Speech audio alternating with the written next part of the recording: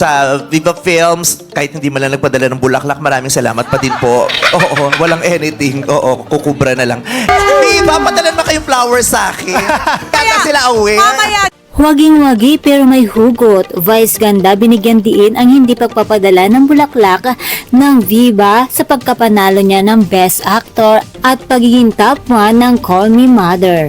Patuloy ang pamamayagpag ng angkabagabal superstar si Vice Ganda matapos nga siyang tanghaling Best Actor sa nakarang MMFF 2025 Gabi ng Parangal. At ang kanyang pelikulang Call Me Mother bilang undisputed number 1 box office leader sa 8 entries ng 51st Metro Manila Film Festival. Sa kabila ng tagumpay, naging usap-usapan ang kanyang naging pahayag sa Showtime. Nitong Enero 2 kung saan matapang ngunit pabirong pinasalamatan ni Vice ang Viva Films. Ayon kay Vice, kahit daw wala silang ipinadalang bulaklak o anumang pagbati ay laking pasasalamat pa rin niya dahil ang mahalaga ay kukubra o kukita naman ang studio sa tagumpay ng movie. Gayunpaman, hindi nakalimot si Meme Vice na magpaabot ng taos-pusong pasasalamat sa mga taong tunay na sumuporta sa kanya.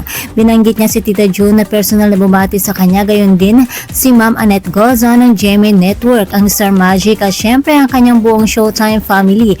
Hindi rin nawala sa kanyang listahan ng mga co-actors niya gaya na lamang ni Nadine Lostre, ang direktor na si June Lana, ang kanyang pamilya at ang asawang si Ayon Perez na palagi nasa kanyang tabi at higit sa lahat, nag-alay siya ng papuri sa Panginoon at sa madlang people na siyang naging susi upang muli makuha ang corona.